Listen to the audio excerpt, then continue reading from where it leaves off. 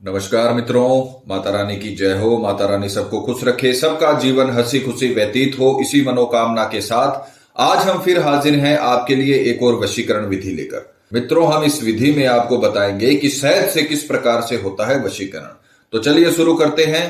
पर शुरू करने से पहले यह ध्यान रखें कि हम जो भी विधि आपको बताते हैं वो सभी विधियां तंत्र अनुसार हैं, अतः इनमें कोई गलती नहीं होनी चाहिए। वीडियो को स्किप ना करें, वीडियो को पूरा अंत तक देखें ताकि आपसे कोई भी महत्वपूर्ण जानकारी छूट न जाए और विधि में कोई गलती ना हो जाए।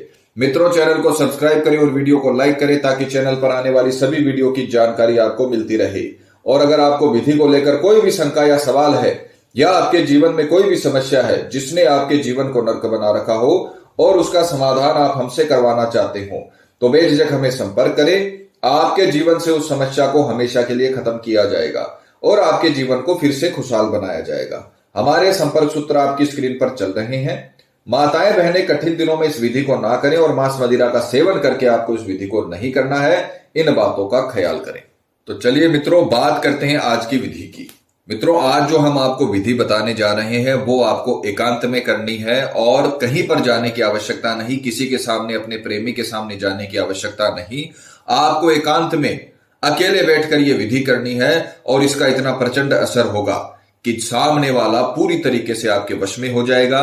और 24 घंटे का इस विधि का समय होता है जिसमें आपको यह विधि कंप्लीट करनी होती है और उन्हीं 24 घंटों में आपको रिजल्ट मिलता है।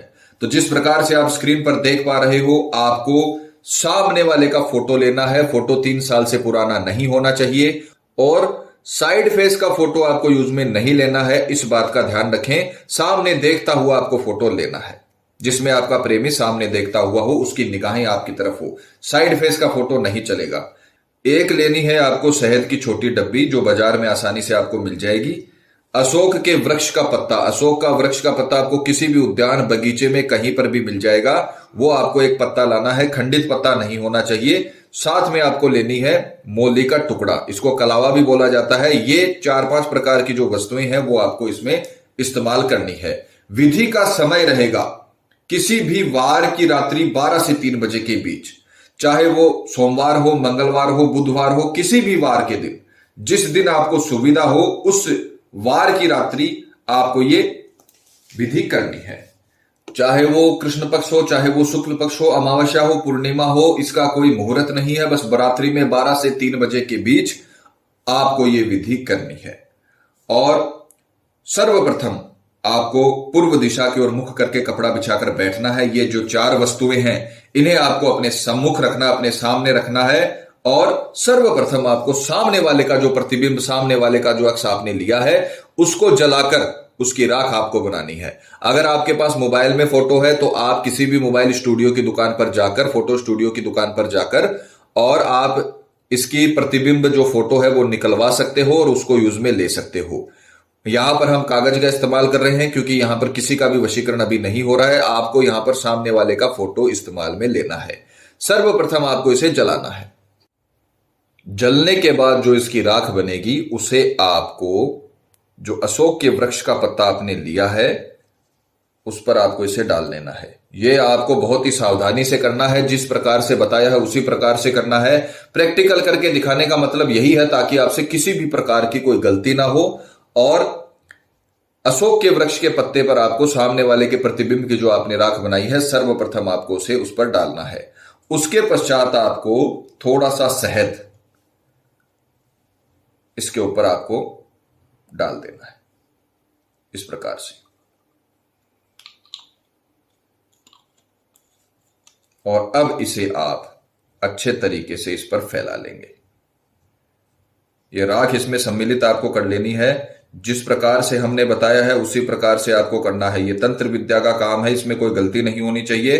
कपड़ा बिछाकर बैठें ताकि आपसे किसी भी प्रकार की अगर कोई अभिमंत्रित सामग्री नीचे गिरे तो उसका दुष्परिणाम ना हो। इस प्रकार से आपको पूरे अशोक के वृक्ष के पत्ते पर राख मिला हुआ, सामने वाले के प्रतिबिंब को मिला हुआ जो शहद है वो आपको ऐसे फैला लेना है। किसी का नाम नहीं लिखना, सिर्फ सामने वाले के अक्ष को आपको जलाना है और इस प्रकार से आपको इसमें शहद में मिलाकर इसे लगा लेना है। अब आप क्या करोगे? अब आप इसे सावधानी पूर्वक अच्छे से आप इसे फोल्ड करोगे, सावधानी से। इस प्रकार से आपको इसे फोल्ड करना है। किसी भी प्रकार की गलती आपसे नहीं होनी चाहिए। और अब आपको इसे मोली से, जो आपने मोली का टुकड़ा लिया है, उससे आपको इसे बांधना है और उसमें 2 गांठें लगानी है। प्रथम गांठ में आपको अपना नाम लेना है और दूसरी गांठ में आपको सामने वाले का नाम लेना है। इस प्रकार से आपको इसे बांध लेना है और 2 गांठें लगा देनी। प्रथम गांठ में आपको अपना नाम लेना है और दूसरी गांठ लगाते समय आपको सामने वाले का नाम लेना है। इस बात का ख्याल रखें। अब रात्रि का काम आपका खत्म हो गया। अब आपको किसी भी कागज में या पॉलीथीन में लपेटकर, क्योंकि इसमें शहद है, इसमें चींटियां कीड़े मकोड़े लग सकते हैं, इसलिए आपको इसे किसी भी पॉलीथीन में या कागज में बांधकर अपने पैरों वाली साइड, जहां पर आप सोते हो, पैरों वाली साइड आपको इसे रखकर सोना है। सिराने रखकर नहीं सोना है, इस बात का ख्याल रखें। इसको पैरों वाली साइड किसी भी पॉलीथीन में या कागज में बांधकर पैरों वाली साइड आपको इसे रखना है और सो जाना है। रात्रि का काम आपका खत्म हो गया। उसके पश्चात जब आप सुबह उठो तो सुबह उठते ही आपको सबसे पहले इसे उठाकर किसी सुरक्षित स्थान पर रखना है, क्योंकि ये ततका है। इस ततके को अपन ने बनाया है और रात्रि में अपन इसे रखकर सो गए। अब आपको स्नान आदि से निवृत्त होकर, पूजा वगैरह करके, पूजा पाठ करके, नित्य कर्म करके, शुद्ध होकर, शुद्ध तन और मन के साथ आपको किसी भी पीपल के वृक्ष के पास जाना है। और अब हम इसे अभिमंत्रित करेंगे। रात्रि में इसे अभिमंत्रित नहीं करना है। रात्रि में सिर्फ आपको यह ततका तैयार करना और इसे अपने पैरों वाली साइड रखकर सो जाना है। सुबह उठकर स्नान आदि से निवृत्त होकर आपको किसी भी पीपल के पेड़ के वृक्ष के पास जाना है और इसे सीधे हाथ में लेना है। उस समय आप इसे पॉलीथीन और कागज से निकाल लेना। अब सिर्फ इसकी जरूरत है। वो पॉलीथीन और कागज इसलिए अपने इस्तेमाल किया था ताकि इसमें कीड़े मकोड़े और चींटियां ना लगें।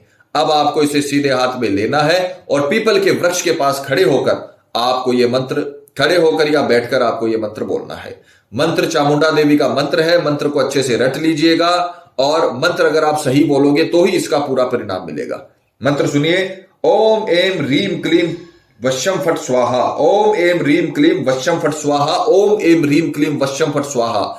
ये मंत्र आपको अच्छे से उच्चारित करना है और किसी का नाम नहीं लेना, क्योंकि सामने वाले का अक्स आपने इसमें मिलाया है। उसी व्यक्ति का वशीकरण होगा जिसका आपने इसमें प्रतिबिंब जलाकर इसकी राख को मिलाया है। तो आपको नाम किसी का नहीं लेना, मंत्र सिर्फ बोलना है। ओम एम रीम क्लीम वश्यम फट स्वाहा। ओम एम रीम क्लीम वश्यम फट स्वाहा।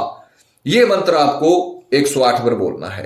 एक माला इस मंत्र की करने के पश्चात आप इसे उसी पीपल की पेड़ की जड़ में आपको इसे गाड़ना है, उसे दफना देना है और बिना मुड़े, बिना किसी से बात किए घर पे आ जाना है। न तो पीछे मुड़ के देखना है, और अगर कोई आपका जानकार आपको बतलाने की कोशिश कर रहा है या फिर बात करने की कोशिश कर रहा है तो आप उसे इग्नोर करके सीधा घर पे आइए। आपको बात नहीं करनी है, सीधा घर पे आपको आना है। आकर अपने हाथ मुंह धोने हैं और 10-15 मिनट अपने घर में ही आपको आराम करना है। उसके पश्चात आप अपनी रोजमर्रा के काम में लग सकते हो और उसी रास्ते से भी जा सकते हो। कई लोग बोलते हैं पंडित जी उस रास्ते का इस्तेमाल करना है कि नहीं करना, तो आप उसी रास्ते से, जहां पर आपने ये गाड़ा है, उसी रास्ते से भी आप जा सकते हो।